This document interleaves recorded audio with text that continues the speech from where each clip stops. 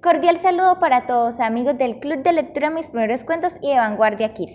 Les tengo una gran sorpresa. Nos encontramos aquí con una gran persona, un gran escritor y poeta, con el señor Gabriel Eligio Torres García, quien es nada más y nada menos que el sobrino del Nobel de Literatura colombiano Gabriel García Márquez. Una gran persona y es también un gran escritor muy reconocido. Muy buenos días.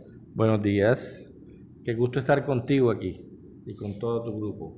Bueno, realmente es una gran emoción para mí y yo creo que para todos los que nos están viendo, poder, hablar con una persona que conoció a Gabriel García Márquez. Yo en el año en el que él murió, pues lamentablemente aún no era escritora, sí me hubiera gustado conocerlo y ese fue como unas ganas que me quedaron. Bueno, cuéntanos primero que nada el trabajo que tú realizas con la literatura, cuéntanos acerca de ti, de tus libros, cómo te iniciaste en este mundo de la literatura. Bueno, mira, yo vivía en la ciudad de Miami. Yo soy contador público, trabajé en bancos toda mi vida. En el año 2000 me fui a vivir a la ciudad de Miami. Estando en la ciudad de Miami, asistí a un conversatorio en contra de mi voluntad porque la literatura me aburría. Y sin embargo, fui por azares del destino, fui a parar al conversatorio y el expositor, cuando le empezaron a preguntar cosas de la familia, íntimas, él no sabía qué contestar y contestó cosas completamente erradas. Aún así yo no lo iba a contradecir, un pánico escénico que me impedía hablar en público. Entonces, el destino vuelve y juega. Me entregaron el micrófono para que lo pasara a otra persona que iba a hacer una pregunta y yo, sin pedir permiso, me paré y comencé a refutarle al expositor todo lo malo que había dicho. Por ejemplo, entre muchas cosas, que Gabo había sido abandonado con sus abuelos porque sus padres no tenían cómo mantenerlo. Cuando yo le aclaré que todos los errores que habían cometido, todo el mundo me mandaba a callar. Yo estaba vestido con ropa de obrero, yo venía de trabajar y era un sitio muy elegante, en la ciudad de Coral Gables, en Miami. Y obviamente, pues todos me mandaban a callar. Cuando el señor al fin logró preguntarme, entonces, ¿qué te da derecho si no eres escritor, qué te da derecho a refutar mi ponencia? Yo le dije: el derecho que me da la sangre porque usted está hablando de mis abuelos. Esa noche me fui indignado a dormir y me llamaron de Colombia a decirme que el menor de mis tíos acababa de fallecer. Se llamaba lo contrario a mí, Eligio Gabriel, también escritor. Y esa noche me quedé pensando en todas las historias que mi abuela me contó de niño. Y luego de eso, pues obviamente comencé a recordarlas y a escribirlas. Escribí un texto que se llama Un señor de bigote vestido de blanco, que fue el día que conocí a Gabriel García Márquez, o al tío Gabito. Yo tenía unos 7 años, luego del boom de 100 años de soledad, él se había ido a vivir a Barcelona. Cuando regresó, yo venía con todos mis primos de jugar pelota, a buscar refresco en la casa de la abuela, y él estaba, y mi abuela dijo: no vayan a la sala a molestar, que hay visita. Sin embargo, yo me fui y me paré en unas rejas, en unos calados, y vi a un señor de bigote vestido de blanco sentado tomándose un jugo, un refresco, y he dicho: yo veo a usted tanta bulla por ese viejo. En ese momento mi abuela me dijo: señor, silencio, que ese es su tío Gabito. Ahí conocí yo a Gabriel García Márquez. Obviamente muy buena relación con él toda la vida. Cada vez que venía, yo viví muy cerca de mi abuela y de mi abuelo, o viví con mis abuelos también. Entonces cada vez que él venía yo tenía la manera de conversar con él. Así que a pesar que tuve ese acercamiento con la literatura, no me interesaba la literatura para nada. Sin embargo, estando en Miami, luego como ocurrió eso que te acabo de contar, comencé a escribir todas estas notas, todos estos apuntes. Y cuando llegué a Cartagena, ya Gabo había leído todas mis cosas. Y me dijo: bueno, me gusta lo que haces, pero la única manera de ser escritor es escribiendo. No hay de otra. A mí me había ocurrido que casi todo lo que había escrito se me perdió en Miami porque el huracán Katrina se metió en mi apartamento y se llevó todo lo que había escrito, incluyendo la novela que estoy reescribiendo hoy en día. Y cuando llego y le dije a Gabo: tío, imagínese que me pasó esto con una novela, y dice: no te preocupes, de seguro que esa novela iba a ser mala. Ahora que la reescriba te darás cuenta que tengo razón. Y en efecto, ese era él, esa era su manera de ser, esa era su manera de bromear sin desanimarme. Ahí comencé a escribir y bueno, no he parado. Después de eso no hay manera. Realmente una historia maravillosa, digna de ser contada y escuchada por todas las personas que nos están oyendo. Bueno, a mí me parece fantástico que hubieras podido conocer personalmente al Premio Nobel de Literatura. Bueno, ahora háblanos acerca de tus libros, porque tú eres escritor, entonces cuéntanos qué publicaciones tienes hasta la fecha y más o menos de qué tratan. Casi todas inéditas. La única que he publicado es todas esas historias que me contó mi abuela cuando pequeño. Las fui formando y las fui convirtiendo en capítulos. Y al mismo tiempo quise hacerle un homenaje a cada uno de mis tíos. Entonces cada capítulo está enfocado en uno de mis tíos, incluyendo a mi madre, que era la hermana de Gabo. Y voy contando la historia de ellos y entrelazando entre un capítulo y otro la historia general de la familia. Y ahí voy describiendo que la tía Margarita, al igual que Rebeca, que eso lo descubrí cuando comencé a leer a Gabo en serio, ya como escritor, no tanto como lector, descubrí que esas historias que me contaba la abuela estaban ahí, que mis bisabuelos eran primos hermanos y cuando se casaron decían que iban a tener hijos con cola de cerdo, lo mismo que ocurría en 100 años de soledad. Y luego me doy cuenta que mi tía Margarita, igual que Rebeca de 100 años de soledad, comía tierra. ¿Sí? Entonces, todas esas similitudes que fui encontrando entre la historia familiar y 100 años de soledad y los libros de Gabo me incitó a escribir la historia familiar, la verdadera historia familiar y no las conjeturas que habían sacado en la calle. Entonces, de ahí nace mi primer libro publicado, La Casa de los García Márquez. Yo sin embargo, había escrito casi unos 12 cuentos o 15 cuentos, entre esos la historia de un amor platónico que tuve.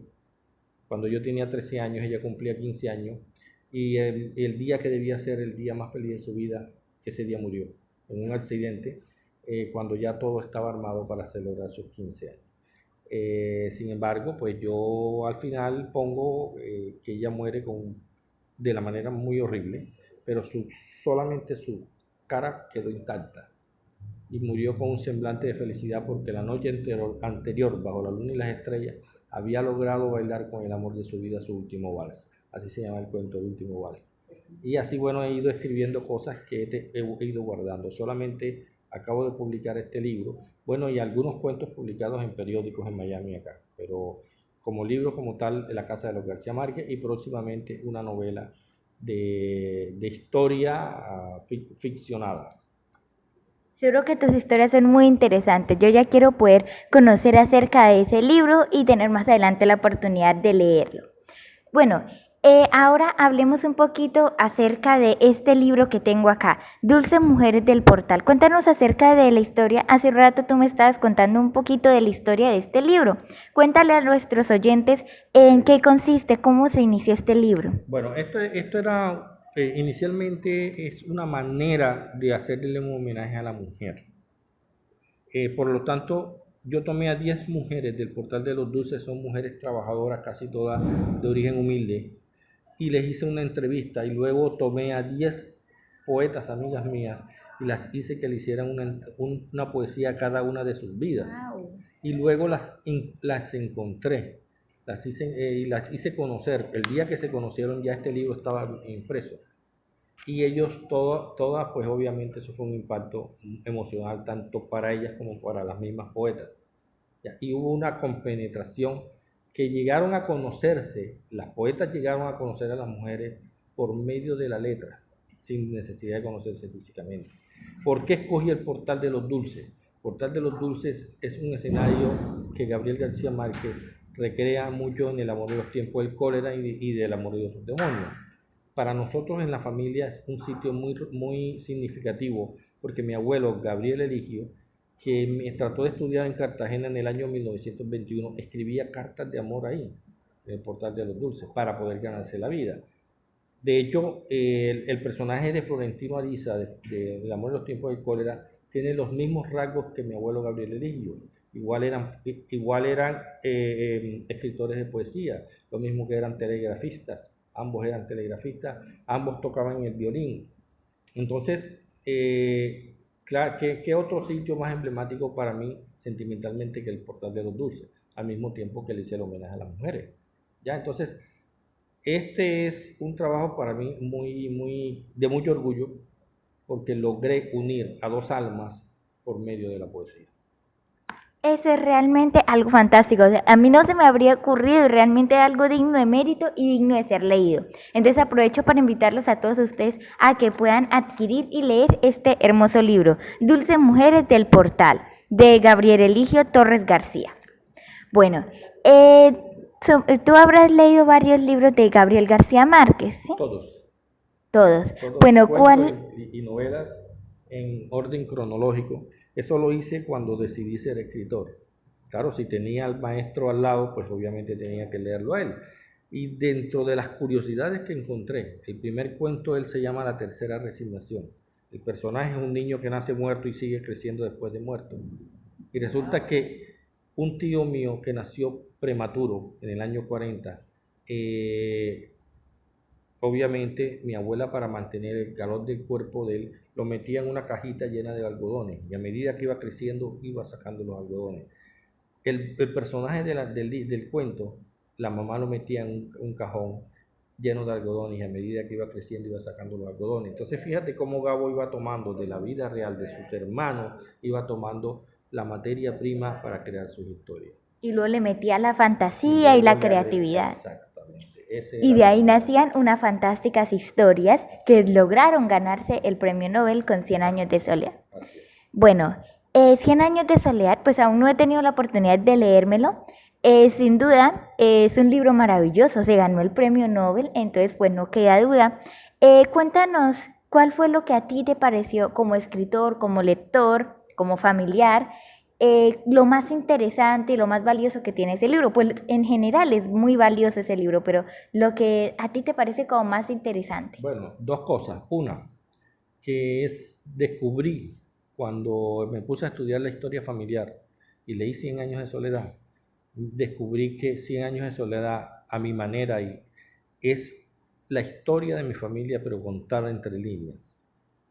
Ese es, para mí fue fantástico encontrar las historias que me contaba mi abuela cuando yo era un niño, encontrarlas en todos los libros de Gabo y especialmente en Cien años de soledad. Y la segunda forma o lo segundo extraordinario que más me llamó la atención es que descubrí que en Cien años de soledad no solamente la literatura de Gabo es de ficción, sino de premonición. Muchas de las cosas que ocurrieron en Cien años de soledad se repitieron en la familia 50 años después. Por ejemplo, vas a encontrarte en Cien años de soledad que existió la peste del olvido. Todos mis tíos, incluyendo a mi madre, incluyendo a Gabo, tienen Alzheimer o tuvieron Alzheimer, perdieron la memoria. Gabo murió sin memoria. Y mi madre está viva aún, pero tiene Alzheimer desde los 70 y tantos años. Y entonces ahí hay una similitud entre Cien años de soledad y la familia. Y fue publicada hace 50 años atrás. Dentro de otras cosas que ocurrieron en la familia, fue que el último de los Buendías muere una vez logra revelar unas claves de Melquiades, que es un personaje, unas claves que son unos pergaminos. El último de los García Márquez, Eligio Gabriel, muere después de publicar un libro que se llamaba Tras las claves de Melquiades. Al final de Cien años de soledad, ahí se van de Macondo unos amigos de él que él le llamaba los amigos de la cueva de Barranquilla. Esos amigos se van en un orden de Macondo y en el orden mueren 50 años después, mueren en el mismo orden en la vida real. El primero que se va de Macondo se llama Álvaro. Álvaro Cepeda Zamudio murió unos 15 años después de publicado el libro. Luego muere Germán, luego muere Alfonso y el último que se va de Macondo es Gabriel, él como personaje, y él es el último que muere de ese grupo. Es para mí eso, encontrar esa clave después de la séptima vez que me leía Cien años en soledad. Encontrar esa clave que nadie había descubierto por mucho que la habían leído. Nadie hacía esa comparación. Yo me puse en Google y encontré esa comparación y me di cuenta, caramba, verdad que sí. Gabo tenía una literatura de premonición. Entonces muchas de las cosas que ocurrieron en Cien años de soledad se repitieron 20, 30 y 40 años después en la vida real. No solamente en la familia, sino en los amigos también. Increíble realmente, o sea, todos esos datos curiosos. Yo, pues para ser sincera, de Gabriel García Márquez conozco más o menos lo que me han contado pues en el colegio y algunos datos curiosos que pues he encontrado en internet o en algunos libros. Solo me he leído de él Crónicas de una muerte anunciada y me pareció fabuloso. Pues entre todo, la descripción, pero de que hablando exclusivamente de ese libro de Crónicas de una muerte anunciada, y es que un acontecimiento que sucedió, bueno, aproximadamente, digamos que un día, y lo convirtió en una novela larga. Entonces, o sea, empieza narrando un poco, luego se retrocede a contar otro poco, luego vuelve al sitio. Bueno, o sea, Te es voy un a contar estilo algo fantástico. de Crónica una muerte anunciada. Yo la escuché en versiones muy cortas por mis tíos que hablaban sobre el tema porque fue un hecho que ocurrió la población de Sucre, del departamento de Sucre, en el año 1951, más o menos como en enero o febrero del 51. Cuando Gabo quería publicar ese libro, mi abuela no quería que lo publicara, porque a quien habían matado era hijo de su comadre y a la mujer que habían devuelto porque no era virgen era hija de una amiga y todos se conocían en ese pueblo. Entonces Gabo ya tenía bastante avanzada la novela, pero él tenía una duda o un problema en la novela, y era que si él decía al final de la novela que lo mataban, cualquier lector se iba al final, se daba cuenta que lo mataba y se caía la novela. Es como si tú antes de entrar a una película donde no te van a decir quién es el asesino, algún gracioso dice el asesino del jardinero. Se cayó la gracia de la película. Pero ese día mi abuela comenzó a contarnos el día en que lo iban a matar. Yo lo invité a desayunar a la casa, a desayunar carimañola a la casa. Gabo dijo, ahí está la clave, eso era lo que yo necesitaba. ¿Por qué? Porque ahora sí, la persona sabe que lo van a matar, porque en la primera línea saben que lo van a matar, pero ahora tiene que leerse todo el libro para ver cómo lo van a matar. Y supuesto quién fue el que lo iba a matar. Exactamente. Y queda la incógnita. Entonces te das cuenta que Gabo tomó mucho de su literatura de su casa. Estratégico esa, o sea, la forma de la escritura y lógicamente la historia también como lo narra. Pues realmente a mí me parece, o sea, increíble todos esos datos curiosos. Bueno, tú como escritor y también como familiar, ¿qué relación tuviste con él? ¿Cercana? ¿Tú pudiste leer las obras antes de ser publicadas? Bueno, solamente tuve en mis manos un manuscrito, fue el de General en su laberinto, en ese momento, y pude verlo en su trabajo de investigación cuando entrevistaba a mi abuela y a mi abuelo todas las mañanas para crear los personajes de Florentino Ariza y Fermina Daza. Lo vi trabajando en campo y en las tardes se venía al centro de Cartagena, es donde se desarrolla la novela, como a trabajar por locaciones, como quien está haciendo una película de cine. De hecho, la casa de Fermina Daza en la vida real está aquí en el Parque Fernández Madrid, en Cartagena. Está la casa, está donde vivieron, donde se conocieron, la iglesia donde se conocieron en la novela, todo está por locaciones aquí en Cartagena.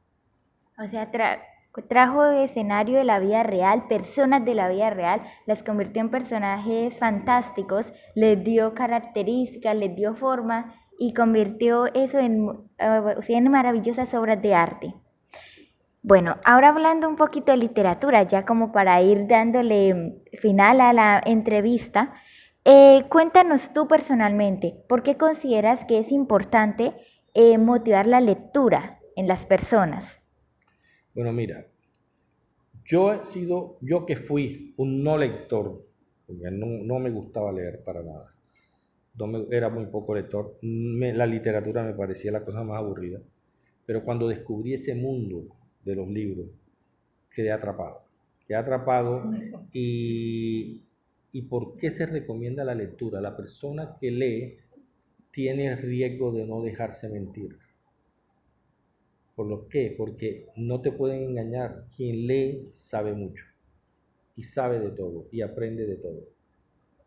Entonces, la persona que quiera desempeñarse en cualquier campo, no solamente en la literatura, debe aprender a leer, pero a leer en serio. Leer es muy importante. Bueno, o sea, leer es una herramienta que vamos a necesitar en toda nuestra vida. De ahí que es muy importante que tengamos el gusto desde pequeños. Ahora, para los niños que nos están viendo, porque sin duda no se quieren perder esta entrevista, cuéntales también a los niños y a los papás, digamos, por qué es importante.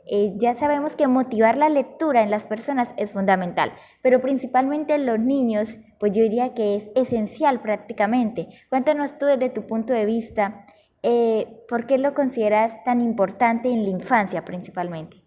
Claro, porque el niño está empezando a ver el mundo. ¿Y qué mejor manera de verlo por medio de la literatura? Yo siempre he puesto como ejemplo a mis alumnos, yo dicto la cátedra García Márquez, le he puesto a mis alumnos más pequeños el, el ejercicio de leer por desafío y casi siempre se queda en la lectura. Los reto a que se lean algo, a que se lean un cuento. Y si no quieren leer otro cuento, está bien, pero normalmente siguen leyendo.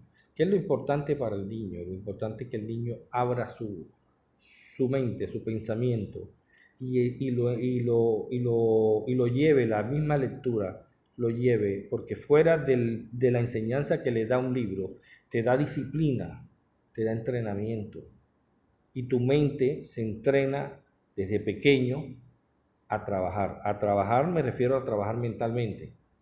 No es lo mismo una persona que lee todo el tiempo y el día que va a hacer un trabajo de cualquier especie va a resistir mentalmente mucho más que la persona que no lee. Porque la lectura ejercita tu mente, te la abre y te ayuda a entender y a comprender más tu entorno. Ahora, dentro de las cosas que yo le hablo a mis alumnos pequeños, y pongo de ejemplo la vida de García Márquez, es perseguir un sueño. Gabriel García Márquez pasó hambre, pasó trabajo, pasó dificultad. Mi abuelo le dijo, comerás papel, el día que él quiso abandonar su carrera de abogado por escritor.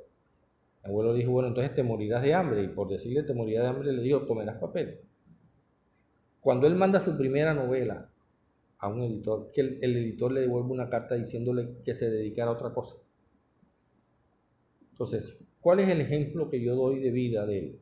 ¿Cuál es el ejemplo que yo veo fuera de toda la fama que tuvo? Perseverancia. La perseverancia. En Gabo y en cualquier escritor